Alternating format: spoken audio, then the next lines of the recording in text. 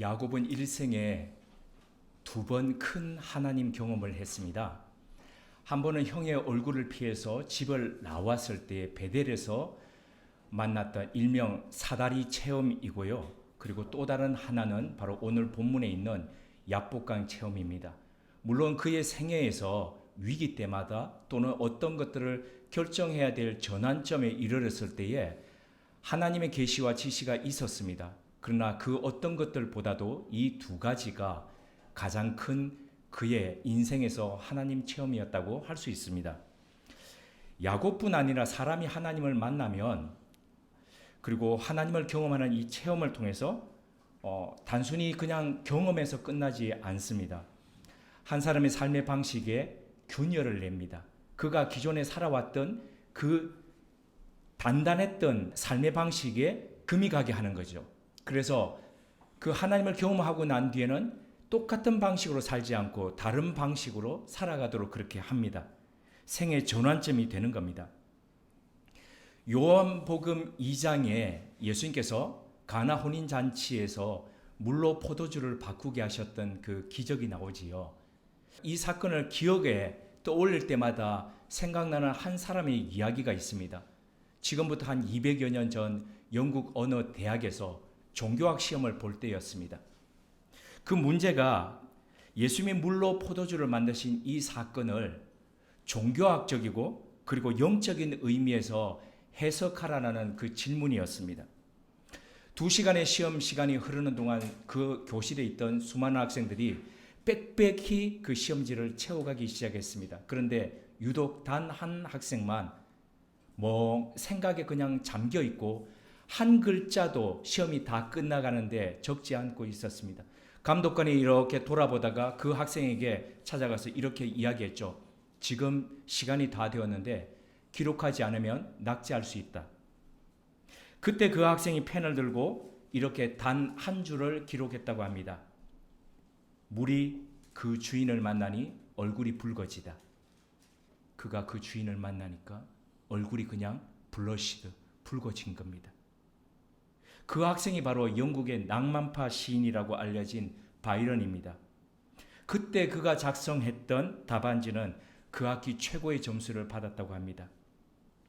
물도 그 주인을 만나면 얼굴이 붉어지는데 하물며 하나님의 형상을 가지고 있는 사람이 하나님을 만나는데 하나님을 대면하는데 붉어지지 않을 이유가 어디 있겠습니까? 그 누구보다도 자아가 견고했던 야곱이라는 사람이 결정적으로 변화하는 시기가 바로 이 하나님을 만나는 체험하는 바로 그 사건입니다. 그 사건 속으로 같이 한번 들어가 보시겠습니다. 외삼촌이자 장인이었던 라반과 오래된 얽혀있던 그 원한을 풀었습니다. 그 회피하면 되는 줄 알았는데 하나님은 회피하지 마라. 네가 강을 건너가기 전에 이것 해결하고 건너가라고 하시면서 풀고 증거의 돌무더기를 쌓았습니다. 지난주에 살펴봤던 내용이죠. 홀가분한 마음으로 이제 고향에 갈 줄 알았습니다. 그러나 그것보다도 더 큰 문제가 강 건너편에서 그를 기다리고 있었습니다. 그것이 바로 형 에서와 더 오래된 원한, 그 함자식으로 표현하면 구원입니다. 구원이 아니고 구원이지요. 지금까지 그 문제는 그냥 도망가면 회피하면 되는 줄 여전히 그렇게 생각했습니다. 시간이 지나면 그의 어머니가 말씀했던 대로 그냥 며칠만 가 있으면 될 줄 알았던 그 사건이 20년이 지났습니다. 20년이 지났는데도 여전히 해결되지 않았습니다. 더 시간이 지날수록 원망과 적개심은 더 커져만 갔지요. 고향으로 돌아가기 전 하인들을 보내서 정탐케 했습니다. 어떻게 되었는지 한번 살펴보라고. 돌아와서 보고하는 그 하인의 보고는 이랬습니다. 형 에서가 정병 400명을 데리고 지금 이쪽으로 오고 있습니다. 20년 전 형과 아버지를 속였던 그 일이 더 짙게 생각이 났습니다. 이러다가 이거 다 죽겠다는 그런 생각에, 그런 불길한 마음에 언론 대책을 마련했습니다. 가족과 재산을 두 대로 나누었습니다. 그러니까 가축을 두 대로 나눈 거죠. 가족도 두 대로 나누었습니다. 두 파트로요.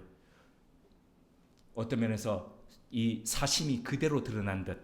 그래서 레아의 가족들을 앞에 위치를 시키고, 그러니까 두 떼를 나누어 가지고 짐승들은 하인들 보고 가게 하고, 그 뒤에 레아의 가족들, 레아와 레아의 그 자녀들을 그렇게 하게 하고, 라헬과 그 자녀는 뒤쪽에다 그냥 그렇게 위치를 시켰습니다.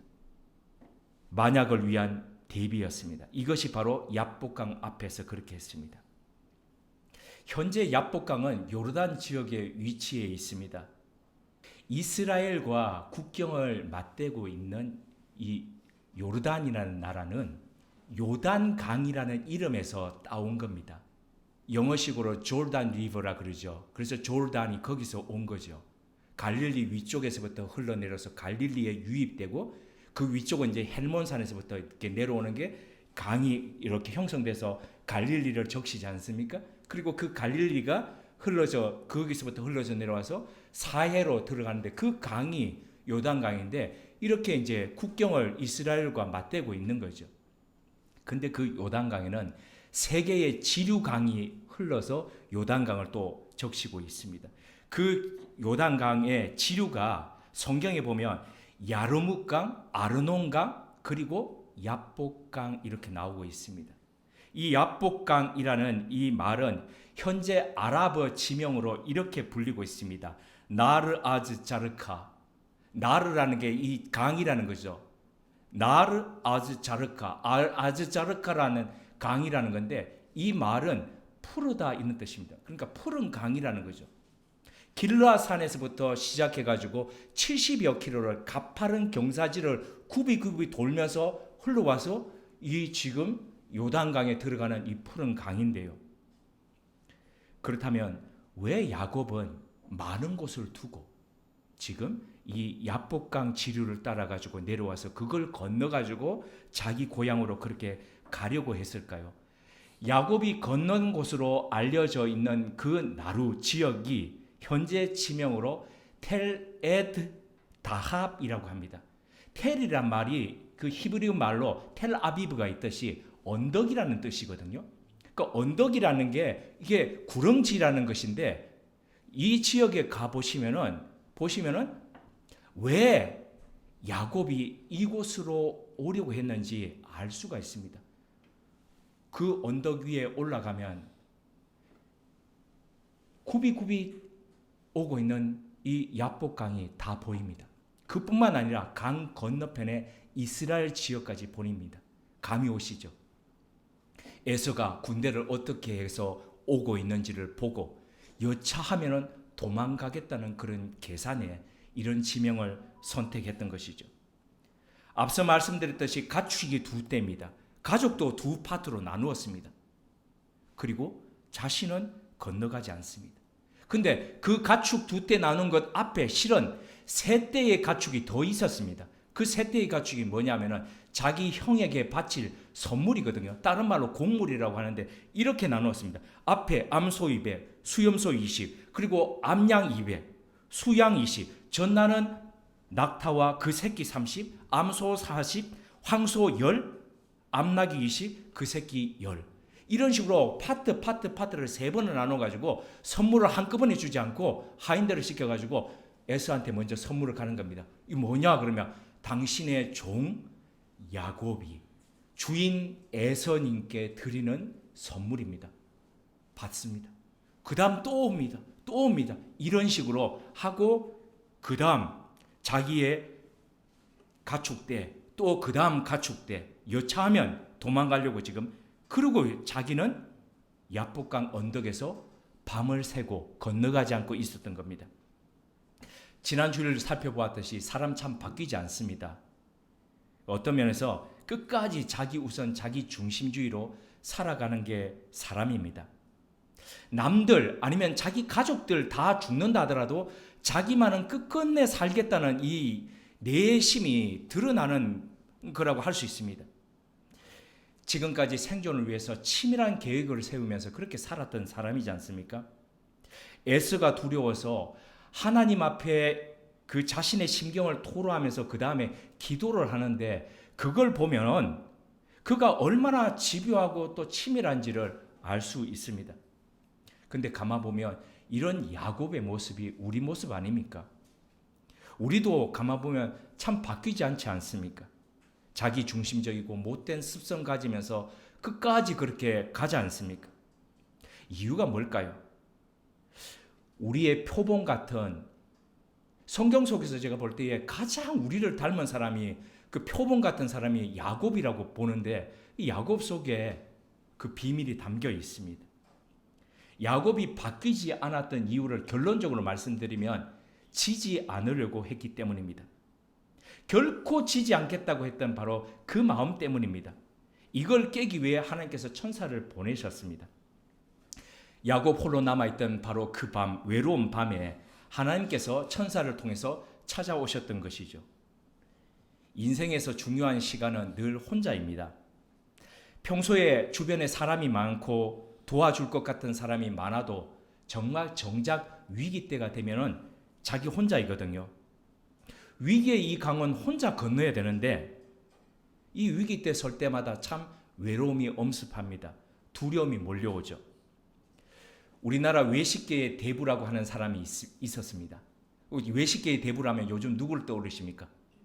네, 백 선생 떠오르시죠. 그런데 쉬운 말로 표현해서 1세대 백종원 이렇게 생각하시면 라고 생각될 정도의 사람입니다. 80년대, 90년도에 엄청 그냥 이름을 내면서 개인이 냈던 그 우리나라 최고의 그 세금을 낼 정도로 그런 사람이었습니다. 피자헛을 우리나라의 그 대기업들을 제쳐놓고 제일 먼저 들어왔던 사람이었거든요. 이분이 IMF를 겪으면서 쫄딱 망했습니다. 그리고 다시 일어섰다가 2008년도 경제 위기를 겪으면서 또 쫄딱 망하고 이런 속에서 이분은 우리나라에서 이 그 실패의 대명사처럼 그렇게 됐는데 또 일어서고 또 일어서고 그렇게 했던 분입니다. 28번의 암 수술과 투병을 했습니다. 거쳤습니다. 몇 주 전에 이분이 고인이 되셨는데요. 이분이 고인이 되셨다는 소식을 듣자마자 제가 도서관에 가서 이분의 책을 빌려와서 읽었습니다. 나는 50의 꿈을 토핑한다. 토핑이라는 게 이 피자 용어죠. 저도 피자 업계에 반년을 종사했던 경험이 있던 까닭에 팍팍 와닿았습니다. 책 속에 그의 실패와 성공의 이야기가 계속 반복되고 있었습니다. 그 내용 중에 사람들에게 버림받다라는 챕터가 있는데 그 챕터 속에 이런 소제목이 있었습니다. 진정한 친구란 무엇인가? 그걸 소개하면서 그 다음에 이어지는 소제목에 사람이 무서웠다라는 내용이 있었습니다. 사업하면서 수차례 사람들에게 배신을 당했다고 합니다. 그 아픔을 가지면서도 이분이 신뢰와 의뢰를 중요시하는 사람들이 그래도 있다라고 믿었었는데 이 실패를 경험하면서 그것이 산산이 부서졌다라고 그렇게 너무 외로웠다라고 그렇게 고백하는 글들이 이어졌습니다. 어쩌면 우리는 이런 외로움을 두려워하면서 그렇게 살아가고 있는지도 모릅니다. 그래서 늘 사람들과 같이 합니다. 그런데 우리가 외로움을 피해서 사람들에게 둘러싸여 있을 때에 정작 우리는 우리 자신이 누구인지를 알지 못하는 거죠. 그러다 뜻하지 않게 홀로 되어서 불안정하고 허약한 자신과 대면할 때 비로소 내가 누구인지를 대면하게 됩니다. 사람들이 자신을 떠나가는 외로운 그 절박한 시간이 되었을 때 비로소 자기 자신과 만나게 된다는 거죠. 하나님은 야곱이 바로 진짜 자신과 만나도록 하기 위해서 야곱을 코너로 몰아붙이셨습니다. 모든 연줄이 다 끊어졌습니다. 의지하던 것들이 얼마나 부실한지를 정말 절감하는 그 시간이었습니다. 외로운 그와 마주했습니다. 대부분의 주석가들과 설교가들은 바로 이 부분에 있어가지고 야복강에 홀로 남았던 그 야곱을 앞서 제가 설명드렸듯이 야비하고 그리고 이기적인 인물로 그렇게 묘사를 합니다. 가족들 다 죽더라도 나만은 살아야지 그렇게 해서 남았다라고 그렇게 봐왔습니다. 그런데 이 부분을 바라보는 종교교육가 장깔뱅의 주석을 봤더니 그의 시각은 조금 달랐습니다. 특별히 홀로 남아 기도하던 이 야곱에 대해서 깔뱅은 야곱이 홀로 남아 있었던 바로 그것은 종들이 에서로부터 화를 당했다는 소식을 듣고 도망가기 위해서가 아니라 그는 기도하기에 가장 알맞고 한적한 시간을 벌기 위해서 그랬다라고 그렇게 설명하고 있었습니다. 좀 더 풀어보자면 야곱은 기도에 몰입하기 위해서 그렇게 홀로 남았습니다. 기도에 방해가 되던 그의 소떼, 양떼를 비롯한 짐승들을 먼저 보내고 그리고 가족들을 보내고 난 뒤에 그 혼자 철저하게 하나님 앞에 서기 위해서 그렇게 남았다 이렇게 주석하고 있었습니다. 지난 주중 제가 지난 주일 예배를 마치고 여수를 갔지 않습니까? 여수를 가고 난 뒤에 주일 저녁을 우리 우모론 가족님들이 기도해 주신 덕분에 무사히 치르고 난 뒤에 월요일에 거기 담임 목사와 더불어서 주 손야오 목사님 순교지를 돌아보면서 이런저런 이야기들을 나누는 시간을 가졌습니다. 그때 저의 가슴을 정말 때렸던 이야기가 있습니다. 비슷한 연배에 그 대형교회 담임 목사가 된 두 사람이 있습니다. 한 사람은 신학교 교수를 하다가 그곳에 담임 목사가 되었던 사람이고 한 사람은 해외에 있는 한인교회에 담임 목사로 있다가 그리고 그 교회에 청빙을 받아서 다시 한국으로 왔던 그 사람입니다. 비슷한 연배고 비슷한 규모의 교회에 담임이 되어서 10여 년을 그 비슷한 시기를 지금 해오고 있습니다. 그런데 이 두 분은 또 다른 비슷한 게 있습니다. 둘 다 항구 도시를 배경으로 목회를 하고 있다는 겁니다. 한 분은 인천에서 한 분은 부산에서. 그런데 비슷한 시기에 비슷하게 출발을 했는데 10여 년이 지난 지금 그 두 교회는 사뭇 다르다고 합니다. 한 분의 교회는 코로나를 겪으면서 그리고 그 이전부터 시작해서 그 교인들이 완전히 예배 드리는 사람들이 곤두박질을 쳐가고 있는데 한 분은 그가 왔을 때보다도 배나 더 해서 5만여 명이 그렇게 예배를 드리고 있다는 겁니다. 자, 제가 막 몇만 명 배가 되었다 이런 얘기가 지금 포인트가 아닌 걸 알고 계시죠? 근데 더 문제는 그곳에 현재 다니고 있는 교인들이 하는 말입니다. 우리 목사님 설교는 엄청 훌륭한데, 그렇죠? 신학교에서 설교학과 예배학을 가르치던 교수가 갔으니까 얼마나 설교가 훌륭하겠습니까? 근데 은혜가 되지 않아요. 그런데 다른 한 담임 목사는 설교 원고를 보면 너무 평이합니다. 저도 봤습니다. 네, 너무 평범한 이야기들을 합니다. 그런데 그 설교를 들으면 평범한 이야기를 하는데도 가슴을 때리고 영혼을 울린다는 겁니다. 두 사람 모두 다 후배 목사를 잘 챙긴다고 합니다. 앞선 한 담임 목사는 그 교회를 거쳐갔던 목사들을 1년에 한 번씩 다 불러 모아가지고 밥도 사주면서 같이 밤을 지새면서 화기애애한 이야기들을 나눈다고 합니다. 웃으면서 즐겁게 보낸다고 합니다. 그런데 그게 다입니다. 지나고 나면 너무 허하다고 합니다. 그런데 다른 한 교회의 그 목회자는 자기 교회 하기도 바쁜데 전혀 일면식도 없는 교회의 목회자들을 불러가지고 매 분기마다 해서 그 사람들을 그 기수별로 해서 멘토링을 한다고 합니다. 교회 예산을 내어서 자기 시간을 내어서 어떻게 하면 우리 교회뿐만 아니라 한국 교회도 살아날 수 있을까? 그래서 그 사람들을 초대해가지고 열정을 다해서 그렇게 그 사람들한테 이야기한다고 합니다. 그런데 평범한 이야기로 합니다. 아는 이야기들. 그런데도 가슴을 찌르면서 마치고 나면 내가 이렇게 해서는 안 되겠구나라고 하면서 다짐하면서 온다고 합니다. 제가 물었습니다. 이유가 뭡니까? 뭐 때문에 그 둘을 그렇게 다르게 가도록 그렇게 만들었습니까? 두 담임 목사를 다 경험했던 그가 제게 이렇게 대답했습니다. 기도입니다. 한 사람은 기도의 모든 것을 걸었습니다. 그런데 한 사람은 기도하지 않습니다. 가까이서 지켜봤으니까 잘 알겠죠. 기도의 모든 것을 거는 그 교회는 금요 철야기도 하면 보통 몇 시에 시작합니까? 교회들이 보통 한 9시 반 뭐 이렇게 시작합니다. 찬양하고 뭐 그러다가 이제 철야기도 그러지만 제가 유년 시절을 보내고 중고등학교 시절에 저도 막 그 금요 철야기도에 순복음교회 하는 거 따라다녔거든요.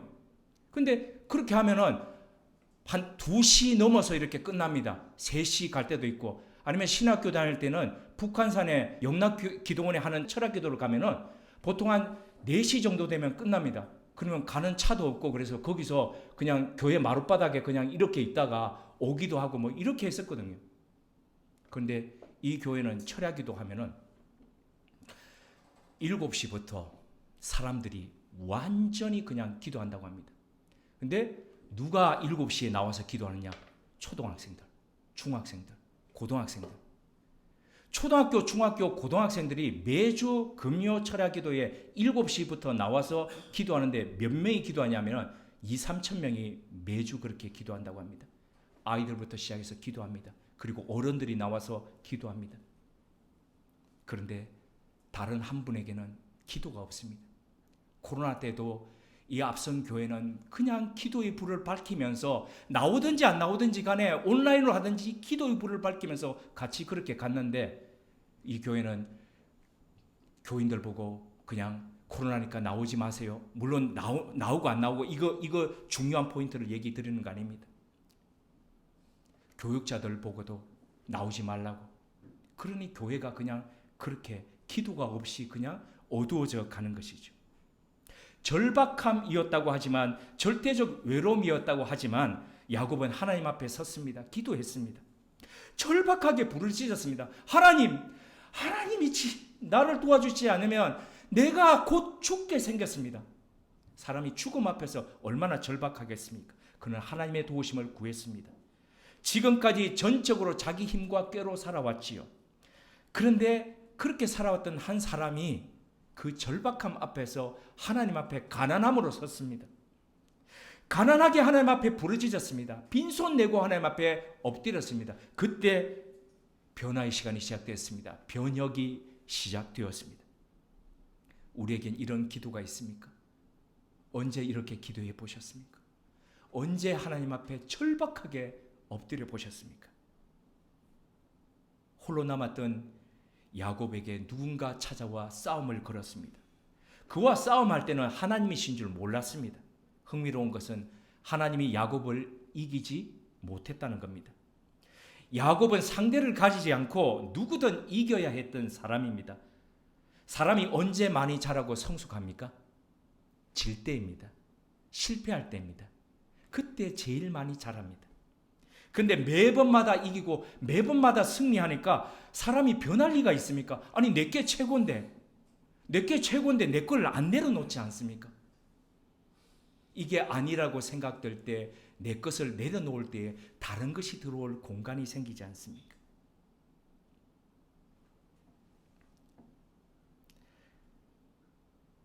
늘 최고였고 늘 성공했던 사람은 다른 사람들과 함께하기가 힘듭니다. 모자란 사람들을 품을 공간이 없습니다. 지금은 은퇴하셨지만 서울법대에서 학생들을 가르치셨던 장로님이 계시죠. 수년 전에 우리 교회도 오셔서 간정해 주셨지 않습니까? 실력이 출중했던 학자였거든요. 자기 분야에 있어서 이분이 서울대 이전에 서울에 있는 한 대학에서 가르칠 때 이런 생각을 하셨던 분이지 않습니까? 내가 이런 돌머리들을 가르친다고 이 시간 낭비해야 되나? 우리 인서울 학교만 하더라도 얼마나 훌륭합니까? 그런데도 이런 생각을 가질 정도로 사셨던 분이죠. 늘 철두철미했고 송곳 같았고 칼날같이 정확했던 이분. 근데 이분이 언제 깨어졌습니까? 두 아들이 넘어지고 실패할 때였습니다. 내 자식들은 나를 닮았기 때문에 누구보다도 뛰어날 것이라고 생각했던 그 두 아들이 아버지의 생각과는 달리 완전히 허물어지고 넘어지고 자빠질 때에 너무 가슴 아픈 그 시간, 그러면서도 그 두 아들들이 아버지를 멀리하고 아버지와 척을 지던 바로 그때 이분이 엎드려졌습니다. 평생 처음으로 하나님 앞에서 엎드렸습니다. 그리고 예수님을 인격적으로 만났습니다. 하나님의 터치가 그분 속에 있을 때에, 그분의 가정에 임할 때에 그분이 변할 뿐 아니라 두 아들 역시 변해서 지금은 얼마나 다복한 가정으로 그렇게 살고 계신지 모릅니다. 사람은 질 때에 비로소 변화합니다. 바뀝니다. 그렇다면 야곱과 하나님의 씨름에서 누가 이겼습니까? 누가 이겼습니까? 야곱이 이겼습니다. 왜 이겼습니까? 하나님이 네가 이겼다고 말씀하시니까, 그래서 이스라엘 네가 하나님과 겨루어서 이겼다라고 말씀하시니까 하나님이 이기신 게 아니고 야곱이 이긴 거죠. 그런데 표면적으로는 그렇지만 내면적으로 들어보면 그것은 하나님이 저주신 거죠. 그래서 그렇게 주신 거죠. 그런데 하나님이 지실 분입니까? 하나님이 능력이 안 되십니까? 힘이 없습니까? 그렇지 않습니다. 하나님은 분명 이기고도 남으실 분입니다. 입김 한 번만 불더라도, 아니 눈짓 하나만 하더라도 야곱은 그냥 사라질 그런 존재였습니다. 그런데도 하나님께서 네가 이겼다라고 그렇게 말씀하셨습니다. 무엇을 의미하십니까? 하나님이 시범을 보이신 겁니다. 어떤 시범요? 지는 시범을 보이신 거죠. 야곱아, 이겨야 한다고, 이겨야 산다라고 생각했지. 아니야. 지는 것 속에 진짜 사는 게 있단다. 지는 것이 이기는 것이란다. 내가 너를 위해서 져줄게. 지금 그 시범 보이시는 거죠. 평생을 살아오면서 어느 누군가에게 애원하고 매달린 적이 없던 사람입니다. 왜요? 내가 해도 다 되는데 누구 아쉽게 그냥 손 벌리고 그렇게 살아갈 필요 없지 않습니까? 허벅지 관절이 위골이 되어서 이 대퇴부를 맞아 이게 여기가 위골이 되어서 일어설 수 없는, 그래서 엎드려 있는 그 순간 속에서도 그는 하나님의 뒤꿈치를 잡고 끝끝내 놓지 않았습니다. 자신에게 복을 달라고 간절히 구했습니다. 이 과정에서 야곱은 항복했고 이미 졌습니다. 혼자 힘으로 일어설 수도 없고 결코 살아갈 수 없는 그 존재임을 그는 시인하며 절박하게 하나님의 도우심, 하나님의 복을 구했습니다. 이런 야곱을 향해 하나님께서 물으셨습니다. 내 이름이 무엇이냐? 하나님이 몰라서 물으셨습니까? 그렇지 않습니다. 에덴 동산에서 아담과 하와가 범죄했을 때에 하나님께서 아담이 어디 있는 줄을 몰라서 아담아 내가 어디 있느냐라고 물으셨습니까? 아닙니다. 아시면서 있어야 될 곳에 있지 않는 그 존재 스스로 깨닫게 하기 위해서 아담아 내가 어디 있느냐라고 그렇게 물으셨던 거죠. 마찬가지입니다. 하나님은 의도를 갖고 지금 야곱에게 물으셨습니다. 그 의도가 뭡니까? 지금까지 자기를 믿고 스스로 믿고 온갖 방법과 수단을 가리지 않고 그냥 누구에게도 지지 않고 악착같이 살았던 너란 존재가 어떤 존재야? 그거 지금 물으신 거죠. 치사하고 간교하게 사기꾼처럼 살아왔던 너 자신을 대면하라라는 바로 하나님의 그 말씀이셨던 거죠. 야곱은 자신의 이름이 야곱이라는 것을 생각하게 되었습니다. 만약에 제 이름이 유경호가 아니고 유사기꾼이라면 네 이름이 뭐냐 그러면 이름 말하기 참 곤란합니다. 그런데 네 이름이 뭐냐라는 절대자의 그 질문 앞에서 사기꾼입니다 라고 대답하는 바로 그 부분입니다. 내가 이렇게 살아왔습니다. 감추고 속이려 하면서 그렇게 살아왔습니다. 평생을 그렇게 살아왔습니다. 이것이 저의 본 모습이고 이것이 저의 속성입니다. 지금 그 고백하고 있는 겁니다. 변화는 이렇게 자기를 위장하지 않고 있는 모습을 그대로 드러낼 때 시작합니다. 솔직하게 자신을 인정하는 것 참 어렵습니다. 그럼에도 불구하고 가면을 벗고 자신의 부끄러웠던 지난날의 모습을 가감없이 하나님 앞에 내어놓는 순간 하나님의 터치가 이루어집니다. 지난날의 삶과 약점들을 드러낼 때, 하나님 앞에 인정할 때 변화는 시작합니다. 새로운 출발이 일어납니다. 야복강의 밤은 야곱이 이겼던 시간이 아닙니다. 그것은 야곱이 깨어진 사건입니다. 하나님, 제가 가진 재주와 꾀로 더 이상 살 수 없다는 것을 알았습니다. 하나님밖에 없습니다. 하나님만이 해결해 주실 수 있습니다라는 자기 항복의 선언이 바로 이스라엘 야복강 가운데 들어있는 겁니다. 외로운 밤을 지나고 계십니까? 아니면 여전히 내 계획, 내 생각이, 내 방법이 최고라고 생각하면서 야복강 저편에서 아직도 그렇게 홀로 서 계십니까? 하나님과 겨루었던 야곱을 보십시오. 있는 모습 그대로 하나님 앞에 인정하는 것이 사는 길입니다. 자신이 주인 되었던 삶을 내려놓고 하나님의 하나님 되심을 인정하는 것, 바로 그것이 일어서는 길입니다. 이 길을 하지 말고 하나님의 긍휼을 구하면서 엎드려 드리는 기도가 진정한 승리의 길입니다. 이번 한 주도 하나님, 제가 야곱입니다 라고 고백하면서 하나님 앞에 기도로, 또 하나님 앞에 기도로, 하나님 앞에 기도로 나아가는, 그래서 승리하는 한 주 되시길 주님의 이름으로 기원드립니다. 함께 기도드리겠습니다. 하나님, 자신의 방법과 생각이 늘 최고라고 생각하는 승자의 길 위엔 결코 생명과 자람이 없음을 깨닫게 하시니 감사합니다. 누구나 한 번은 자신만만했던 자아가 깨어지는 야복강의 경험을 거쳐야만 비로소 살아날 수 있음을 알게 하시니 감사합니다. 여전히 고집스레 야복강 저편에서 이리 재고 저리 재며 살지 않기를 구합니다. 아프더라도 괴롭더라도 하나님의 섭리의 손끝에 우리를 맡기기를 원합니다. 야복강가에 홀로 서게 하시고 하나님의 긍휼을 철저히 구하는 가난한 자로 서게 하옵소서. 그리하여 하나님 밖에 없음을 인정하며 하나님만으로 살아가는 믿음의 이스라엘 되게 하옵소서. 예수님의 이름으로 기도드립니다. 아멘.